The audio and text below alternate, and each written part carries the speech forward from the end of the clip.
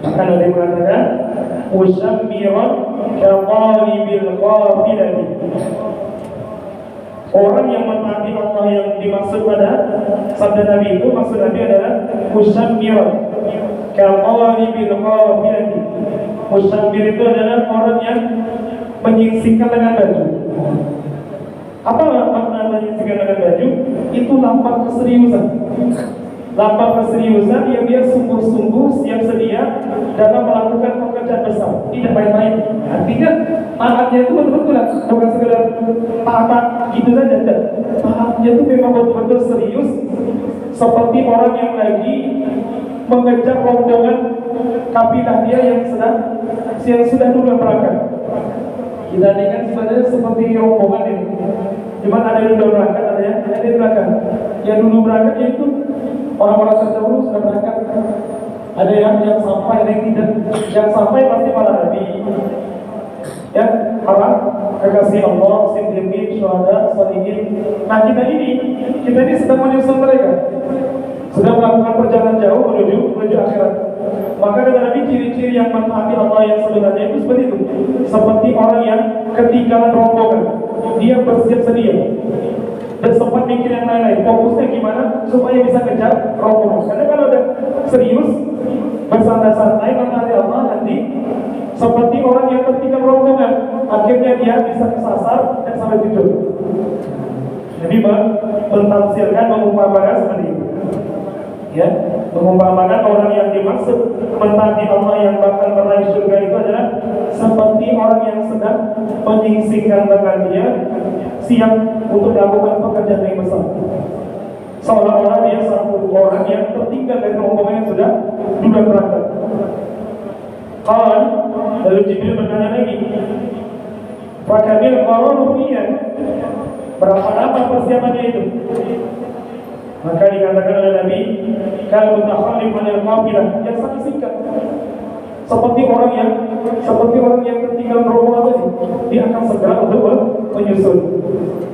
Lalu Jibril bertanya, apakah bayan dunia wal akhirah? Lantas kalau begitu, berapa jarak antara dunia dan akhirat? Berapa masanya? Nabi mengatakan, waqmata 'ainin. Jarak antara dunia dan akhirat itu hanya sekedip mata. Bandingkan itu, sangat singkatnya hidup dunia ini diumpamakan oleh Nabi seperti sekedip mata. Dan itu lebih dirahmati Allah. Memang Allah sendiri berfirman, wa inna yawman inda rabbika, ya, wa inna yawman inda rabbika ka'alfi sanatin mimma ta'udun. Wa inna yawman inda rabbika, sesungguhnya satu hari di sisi Allah, kata Allah, wa inna yawman inda rabbika ka'alfi sanatin, seperti 1000 tahun menurut hitungan kalian. Ya wajar saja kalau hidup cuma 60 tahun itu seperti sekedip mata ya. Karena di sisi Allah, hitungan kita 1000 tahun menurut kita itu di sisi Allah hanya 1 hari. Sangat singkat dibandingkan dengan kehidupan akhir. Nah lalu ada yang berikan hadis, pada yarahu ahad. Lalu laki-laki tadi, Jibril itu pun pergi, tidak ada yang melihatnya lagi. Barulah Nabi mengatakan, hadza Jibril. Itu tadi manusia tadi, itu Jibril itu sengaja tanya-tanya, saya jawab untuk mengapakan? Atakum yuzahidukum fid dunya, dia datang sengaja nak ngajari kalian supaya kalian ini zuhud dengan dunia. Jangan terlalu cinta dengan dunia. Dunia itu sementara, singkat, waktunya sebentar. Jangan disia-siakan waktu yang sebentar yang menentukan yang selama-lamanya. Jadi sengaja tanya, dunia itu apa? Akhirat itu apa? Surga itu apa? Neraka itu apa? Caranya seperti apa? Sengaja Jibril tanya, Nabi yang jawab. Nanti akhirnya yang dengar sahabat itu dapat ilmu tentang bagaimana gambaran perbandingan dunia dengan akhirat. Artinya supaya kita bersungguh-sungguh mengejar kehidupan yang sebenarnya yaitu akhiratnya Allah Subhanahu wa ta'ala. Wa qala Ibnu Abbas radhiyallahu anhu, Sayyidina Abdullah bin Abbas radhiyallahu anhu berkata, "Yuta bi dunya yaumil qiyamah." Nanti pada hari kiamat dunia ini didatangkan. Dunia didatangkan pada hari kiamat ala surati ajuzin syamqa zurqa anyabuha barizatun. Dunia itu nanti didatangkan pada hari kiamat dibentuk wujudnya seperti nenek-nenek. Ajuz itu nenek-nenek. Nenek-nenek syamqa berubah. Sudah berubah, zurqa anyabuha, giginya itu biru, barizatun jongos, ya, berarti bisa dibayangkan jelek sekali lah artinya gitu. Jadi dunia nanti pada hari kiamat didatangkan oleh Allah dalam bentuk wujud seperti nenek-nenek itu, berubah, giginya jongos, ya, biru. La yarawha ahadun illa kariha. Tidak ada yang melihat dia pasti membenci, pasti jadinya. Ketika nanti di akhirat pada kiamat wujud dunia ini ditampilkan oleh Allah. Gini loh, ya kamu incar-incar dulu, ya. Fayuqalu lahu, maka ketika itu ditanya kepada mereka orang-orang akhirat, hal ta'rifuna hadhihi, kalian kenal siapa ini, perempuan ini yang tua ini? Kamu kenal? Fayaqulun, maka mereka menjawab, a'udzubillahi min hadhihi, kami berlindung dari Allah. Siapa ini? Jadi betul. Siapa ini? Jadi betul. Fayaqulu lahu, maka dijawablah kepada mereka, hadhihi dunya allati tafarraqtum biha wa tatanaitum 'alaiha. Inilah dunia. Inilah wujud dunia kata Allah yang dulu tafarraqtum biha, yang kamu saling bangga-bangga dengan dia, yang kamu saling berambisi untuk mendapatkannya. Inilah dia betul. Masya Allah. Diwujudkan dengan wujud yang jelek oleh Allah nanti pada hari kiamat. Mudah-mudahan kita diridhoi Allah dari fitnah dunia ini ya Rabbal alamin. Wa fi kitabil munabbihat, dalam kitabul munabbihat disebutkan, la tuhibbud dunya fa innaha laysat bidaril mu'minin. Janganlah kalian mencintai dunia, karena sesungguhnya dunia bukanlah tempatnya orang beriman. Dunia bukan tempat orang beriman, bukan kampungnya orang beriman. Dunia ini bukan kampung kita. Kampung kita adalah akhirat. Maka dalam satu riwayat hadis, dunia itu digambarkan apa? Ad-dunya sijnul mu'min. Dunia itu penjara bagi orang beriman. Artinya bukan tempat tinggal. Nama tempat tinggal kan tempat istirahat, tempat nyaman. Nah, itu baru namanya tempat tinggal. Kalau tempat itu tidak nyaman, itu baru bukan tempat tinggal namanya. Bukan itu yang kita inginkan. Maka dunia itu bukan tempat tinggal bagi orang beriman. Bagi siapa nanti? Bagi orang kafir ya. Tapi kalau bagi orang beriman tidak. Sehingga diungkapkan oleh baginda Nabi dengan bahasa ad-dunya sijnul mu'min wa jannatul kafir. Dunia itu penjaranya orang beriman, kemudian surganya orang kafir. Apa maknanya? Ada beberapa makna. Di antara makna yang pertama adalah, kenapa dunia dianggap penjara? Karena banyaknya hal yang tidak diizinkan. Namanya penjara berarti terbatas, dia tidak bebas. Dan ini tidak boleh, dan ini tidak boleh, dan ini tidak boleh. Semuanya dibatas. Seperti penjara kita. Dan minum obat tidak dibolehkan agama, dan berjudi tidak dibolehkan agama, dan jelalatan makan yang haram tidak dibolehkan agama. Semua dilarang. Itulah ungkapan sabda Nabi, huffatil jannatu bil makari. Surga itu dikelilingi dengan sesuatu yang tidak mengenakan. Berbeda dengan neraka, wa huffatin nar bis syahawat. Tapi kalau yang namanya neraka itu diliputi, dipoles dengan sesuatu yang cocok dengan nafsu. Nah, kalau orang kafir, kata Nabi, wa jannatul kafir, dunia ini adalah surga bagi orang kafir. Mereka bebas, tidak ada aturan yang mengikat. Nah, apa aja dibuat bebas. Bahkan saking bebasnya, lebih bebas daripada hewan. Hewan masih pakai aturan. Ya, contohnya di akhir zaman ini apa? Kebablasan manusia yang tidak beriman pada Allah. Tidak kenal lagi yang namanya lawan jenis yang berdamai yang seperti apa itu. Sehingga diilegalkan LGBT. Hewan itu masih mikir nih, tidak suka lawan jenis. Hewan masih demannya sama yang lawan jenis. Manusia tidak. Katanya keren. Kiai, nikah sesama berhubungan antara laki-laki dengan laki-laki, perempuan dan perempuan. Disitulah mengungkapkan bahwasanya ketika orang beriman kepada Allah, ulaika kal an'ami bal hum adall. Manusia itu kalau ada beriman, ada kenal Tuhan, dan beragama, itu lebih parah daripada hewan, lebih parah dari hewan. Dan itu terbukti. Salah satunya contohnya itu di akhir zaman ini ada jenis manusia yang beriman pada Allah, saking bebasnya kebablasan sampai melewati norma batasan yang standar, yang normal. Sama-sama jenis, suka sama jenis. Ya, nah, maka dunia digambarkan oleh Nabi penjara bagi orang beriman.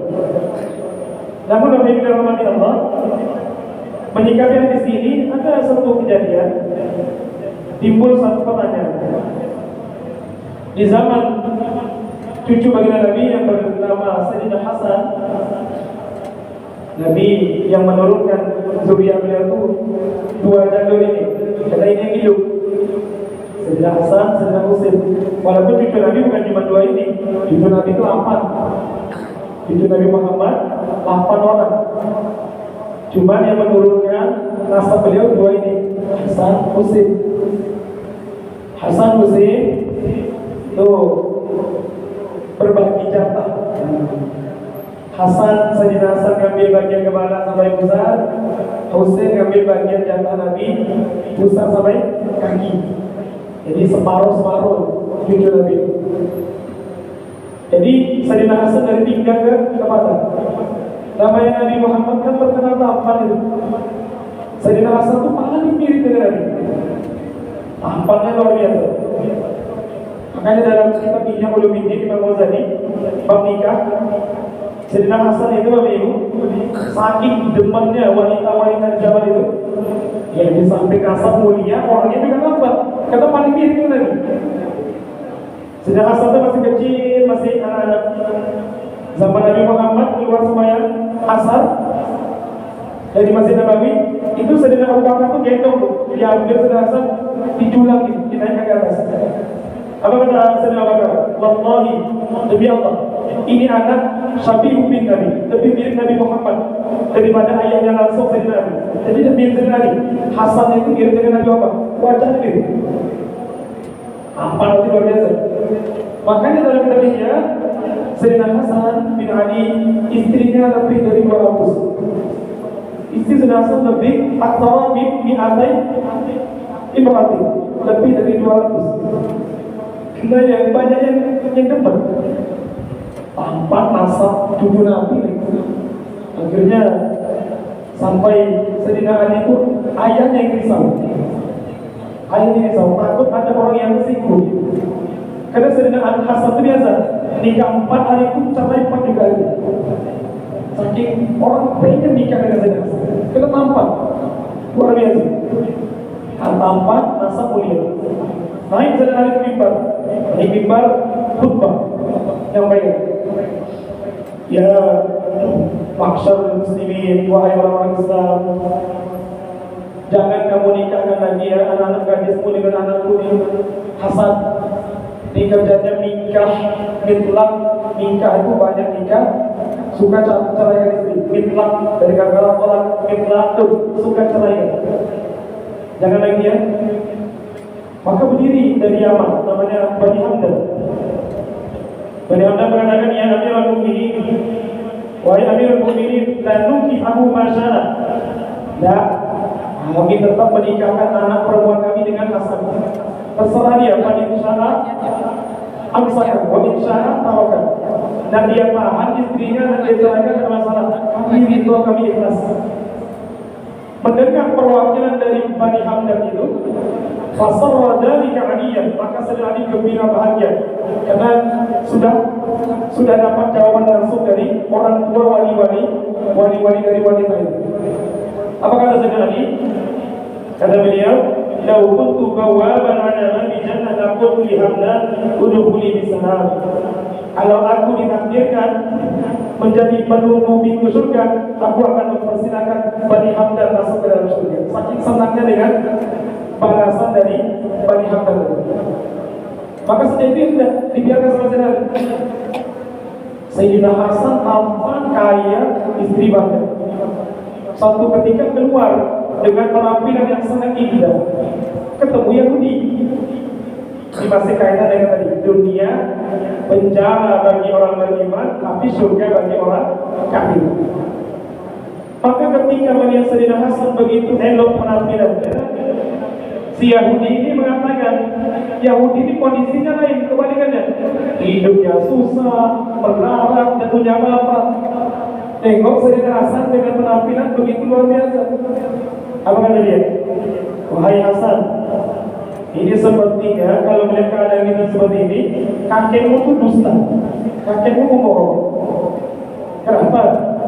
Karena aku pernah dengar kakekmu bilang, dunia ini penjara bagi orang beriman, surga bagi orang kafir. Nah, kamu menganggap dirimu beriman, tapi kok keadaanmu seperti orang yang tidak di penjara. Justru aku yang kondisinya seperti orang yang penjara, hidupku susah melarat. Tidak cocok dengan sabda kakekmu. Justru kebalik, kalau melihat seperti ini keadaannya, dunia ini surga bagi kalian, penjara bagi aku, orang kafir. Maka kata saudara, kakekku benar, tidak salah. Dunia ini seperti apapun dimiliki oleh beriman, kayanya seperti apapun, itu masih dianggap sebagai penjara kalau dibandingkan dengan nikmat surga yang akan didapatnya di akhirat. Dan begitu pula, sesusah-susahnya kamu, sengsara-sengsaranya kamu di dunia ini, itu masih surga bagimu jika dibandingkan dengan neraka yang begitu pedih dan tidak akan untuk kalian. Masih bersyukur dengan kondisi seperti itu, masih kamu tuh masih termasuk surga lah. Jadi di antara makna itu, bahwasanya kondisi kita dianggap surga bagi orang kafir dan penjara bagi orang beriman, tinjauannya bandingkan dengan akhirat. Seenak-enak kita hidup di dunia, Bapak Ibu, itu kalau dibanding dengan nikmat surga, ini masih dianggap penjara, masih enak, masih enak. Maka di sini disebutkan, janganlah kalian mencintai dunia karena dunia itu bukan kampungnya orang beriman. Wala tusahibu syaitan fa innahu laysa birafiqil mu'min. Dan jangan berteman dengan syaitan karena dia bukan temannya orang beriman. Justru Allah mengatakan dalam surah Fatir ayat 6, Inna syaitana lakum aduwwun fattakhidhuhu aduwwan. Ini nasib. Syaitan itu musuh bagi kalian karena Allah jadikan dia musuh, jangan jadikan kawan. Jadi kalau nak jadikan orang makhluk Allah yang dijadikan musuh itu satu saja, yang ada nasnya, syaitan. Kalau manusia, apalagi orang beriman, tidak cocok dijadikan musuh. Yang harus jadikan musuh itu sudah ada nas. Yang wajib kita musuhi, yang wajib kita lawan siapa? Yaitu syaitan. Karena nasnya Allah mengatakan, Inna syaitana lakum aduwwun. Syaitan itu adalah musuh bagi kalian. Fattakhidhuhu aduwwan. Jadikan dia sebagai musuh. Yang diurus Rasulullah. Jadi tidak ada istilah negosiasi dengan syaitan, tidak ada. Pokoknya harga mati dia itu tetap musuh. Dia adalah musuh orang beriman. Wala tu'zu ahadan man yasadalika bi irbatil mu'minin. Janganlah kalian menyakiti seseorang karena itu bukan perbuatannya, pekerjaannya orang beriman. Jangan menyakiti orang lain. Siapapun itu. Mau dia teman, mau dia bukan teman, bahkan mau dia beriman ataupun tidak beriman. Jangan menyakiti siapapun, karena kerja nyakit itu bukan pekerjaannya orang beriman. Faya man baina yadayhi awwalul Islam wasirun. Ini semacam himbauan. Wahai jiwa yang di hadapannya ada kengerian-kengerian hisab dan tiga sirat. Ini maksud kita maksudnya dalam kita ini. Wahai seseorang yang di hadapannya itu ada hisab, ada sirat, dan itu sesuatu yang mengerikan. Ya qalilan wafa, wahai orang yang sedikit menepati janji dia dengan Allah. Ya mutakasiran fi ta'ati maula wa fi ladzati hawa fi nasyat. Wahai orang yang malas-malasan dalam mentaati Allah dan tenggelam dengan mengikuti hawa nafsunya. Ya mubarizan maulahu bil ma'asi, wahai orang yang terang-terangan melawan Tuhannya dengan bermaksiat, asrafta fil ifrat, kamu betul-betul telah melampaui batas. Ya dhariban an hamid thiyabi kaifa taqwa ala hamid siyab, wahai orang yang merasa gerah memakai pakaian. Di sini disebutkan ya dhariban an hamid thiyabi, wahai orang yang tidak mampu memikul membawa baju. Artinya kamu itu loh, bajumu saja ketika dipakai kamu merasa gerah, itu saja kamu udah sanggup. Bagaimana bisa kamu sanggup menahan pedihnya cambukan para mereka? Orang baju yang kamu pakai itu saja karena kamu udah sanggup menahan gerahnya. Bagaimana bisa kamu yakin dan berani menahan pedihnya sabetan cambukan para mereka? Farfa ya kan? Angkatlah tanganmu mari bersamaku. Nah, yang sedih tadi. Waktu yang ucapkanlah, Ilahi wahai Tuhanku, bihaqqi karamika, demi hak kemuliaanmu, istamilna fi jami'i ta'at, gunakanlah kami dalam setiap ketaatan, wa waffiqna lima tuhibbu wa tarda fi jami'i awqat, bimbinglah kami kepada amalan yang mendatangkan kecintaan dan ridhamu di setiap waktu.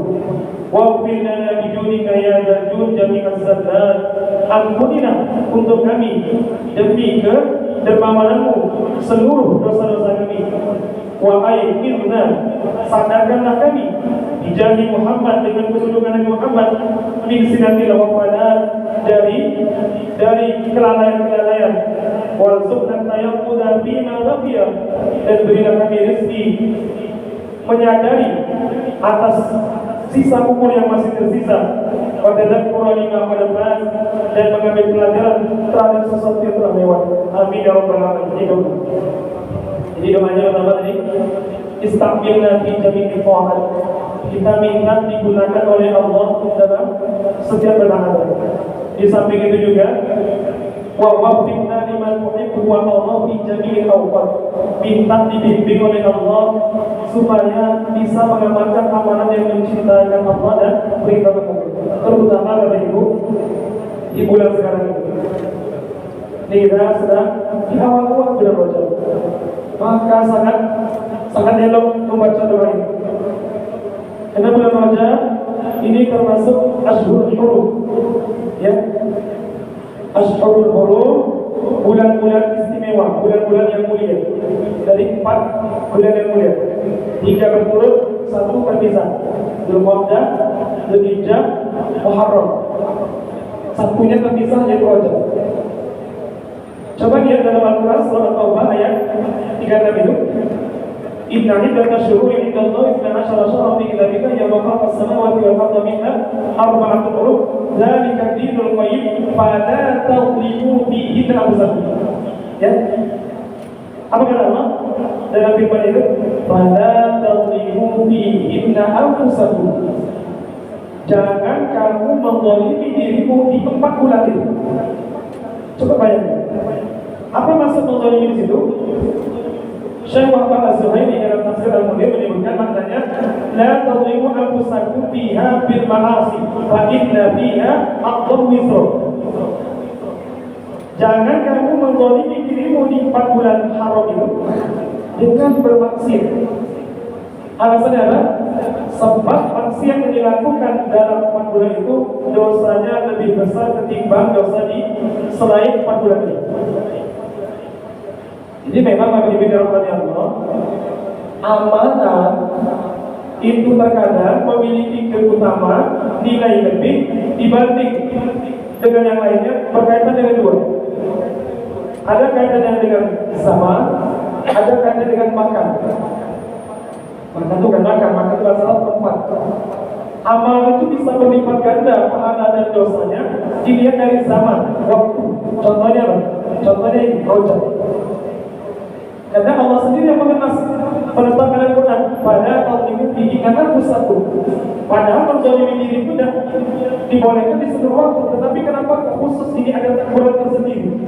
Ada peringatan sendiri di 4 bulan itu karena Allah jangan kamu menzalimi diri diri kalian. Padahal menzalimi diri itu larangannya di seluruh bulan, bukan 4 bulan itu saja.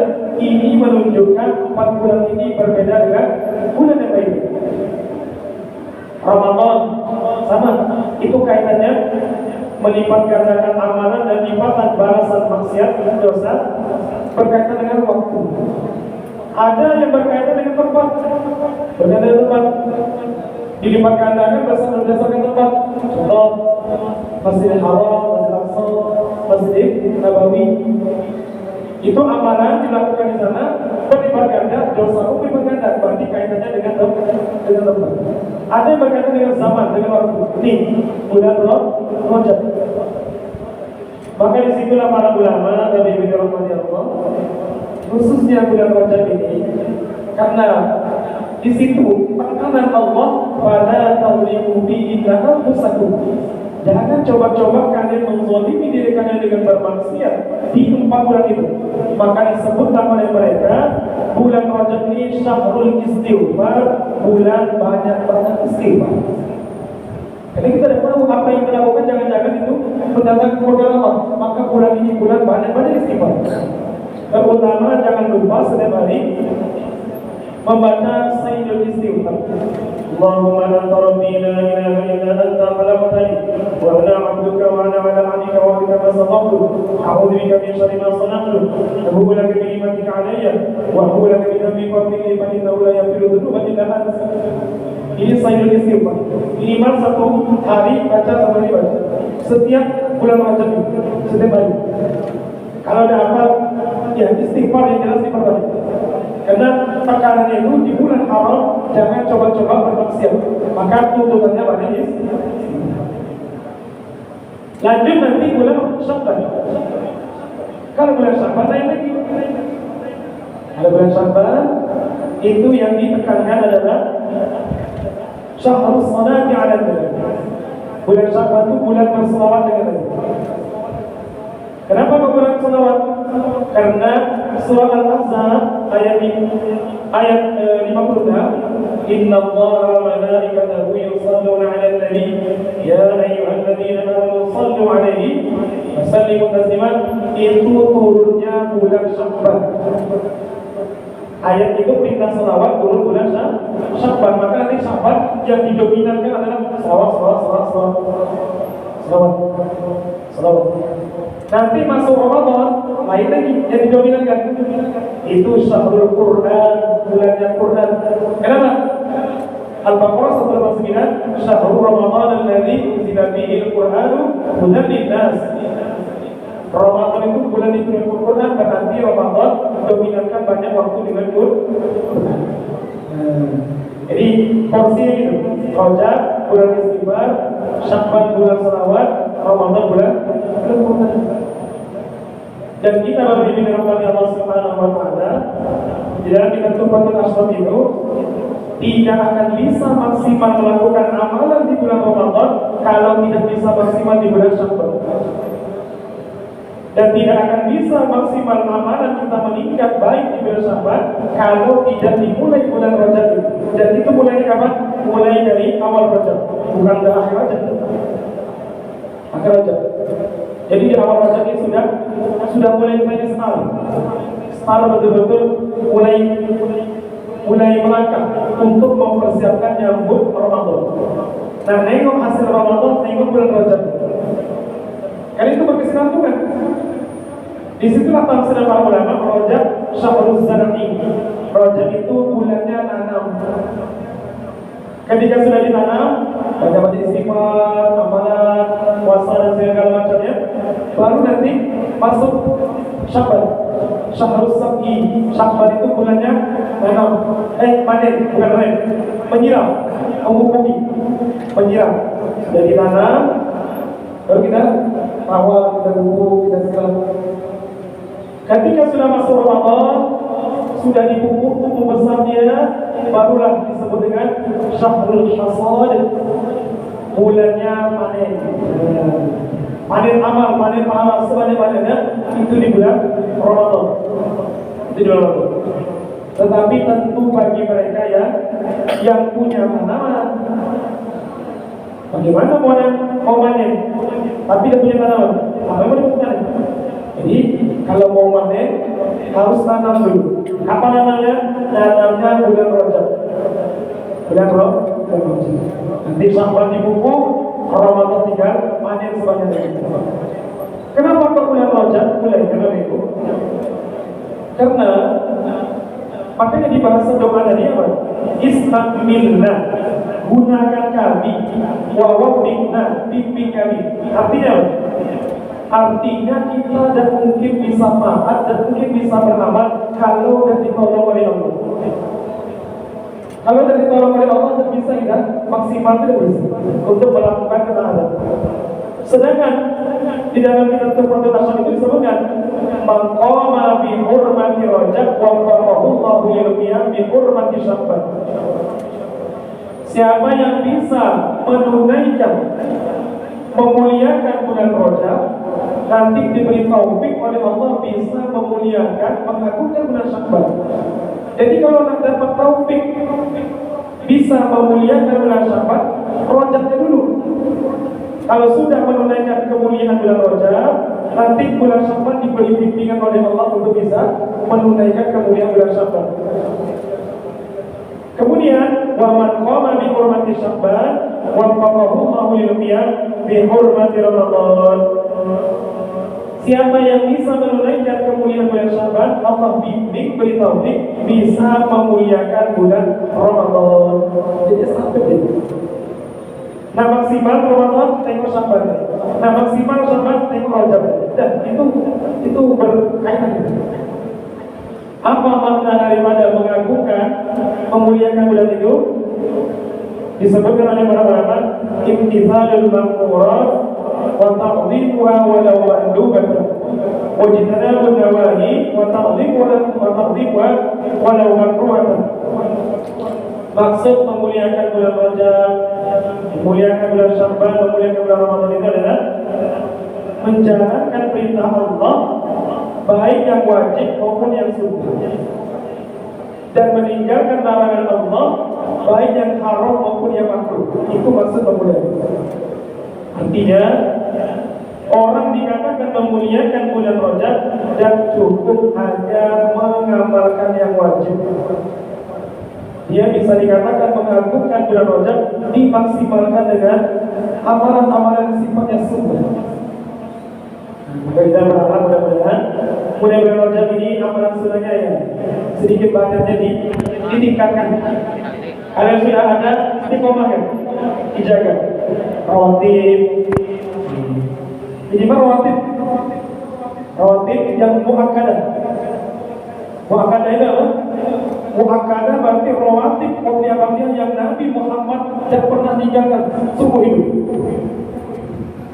2 rakaat sebelum subuh, 2 rakaat sebelum zuhur, 2 rakaat sudah zuhur, 2 rakaat sudah maghrib, 2 rakaat sudah isya. Ini 10 rakaat namanya sunnah rawatib muakkadah. Nabi tidak pernah tinggalkan. Makanya namanya muakkadah. Yang sangat ditekankan, dikukuhkan. Jadi pas 10 rakaat. Qobliyah subuh 2, kemudian qobliyah zuhur 2, ba'diyah zuhur 2, ba'diyah maghrib 2, ba'diyah isya 2, 10. Ada tambahan lagi yang itu akadah bagus juga. Tapi yang ini jangan sampai karena Nabi tidak pernah tinggalkan bisafari wala fil hadar. Baik Nabi dalam keadaan safar maupun dalam keadaan bepergian atau tidak bepergian, ini salat qobliyah tidak pernah ditinggalkan. Namanya muakkadah. Tapi kalau itu akadah ada kerja kadang tidak, kadang Nabi lakukan kadang tidak. Itu 12 rakaat. 12 rakaat. 2 rakaat sebelum zuhur, 2 rakaat sudah zuhur. Berarti zuhur jadi 4 muakkad dengan ghairu muakkad. Muakkadah dan ghairu muakkadah. Kemudian 4 rakaat sebelum asar. Jadi 12 rakaat. Kemudian 2 rakaat sebelum maghrib, 2 rakaat sebelum isya. Itu Nabi kadang kerjakan, tapi pernah juga tinggalkan. Yang ghairu muakkad. Nah, kita bertahaplah. Minimal yang muakkadah itu tidak ditinggalkan. Karena Nabi kita tidak tinggalkan. Nabi kita tidak tinggalkan. Qobliyah subuh 2, qobliyah zuhur 2, qobliyah ba'diyah zuhur 2, Wabia maghrib 2, Ba'da Isya Ba'da maghrib 2, Ba'da Isya 2. Ini balik dulu. Nanti lanjut lagi Tuhannya dan ibadah-ibadah sunnah yang lain. Dengan apa kita bisa termasuk orang-orang yang memuliakan bulan Rajab. Ketika sudah maksimal Rajab, tapi tingkatkan lagi, disiram lagi di bulan Sya'ban. Ketika sudah terbiasa bulan Sya'ban, barulah Ramadan sibuk dengan amalan, sehingga lebih banyak mendapatkan panen pahala. Wallahu a'lam bishawab. Mudah-mudahan Allah taala kita semua amin. Amin ya rabbal alamin. Barangkali ini saja dapat saya sampaikan. Terima kasih atas segala perhatian. Semoga saya mampu majlis. Subhanallah wa bihamdihi, asyhadu an la ilaha illa anta, astaghfiruka wa atubu ilaik. آمين. بسم الله الرحمن الرحيم. الحمد لله رب العالمين، والصلاة والسلام على أشرف الأنبياء والمرسلين سيدنا مولانا محمد وعلى آله وصحبه أجمعين. اللهم انفعنا بما علمتنا وعلمنا ما ينفعنا وزدنا علما. الحمد لله على كل خير ونعوذ بالله من حال أهل النار. ربنا تقبل منا إنك أنت السميع العليم وتب علينا إنك أنت التواب الرحيم. صلى الله على سيدنا محمد وعلى آله وصحبه وبارك وسلم. الحمد لله رب العالمين. السلام عليكم ورحمة الله وبركاته. Kalau pengajian maghrib tiap malam minggu, maghrib taksin di Ramadan. Kalau pengajian di subuh di Zain kata ini subuh kan, tahu yang ini yang bisa di aja tadi ada orang.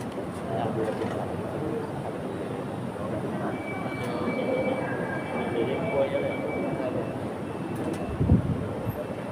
Bagian biasanya untuk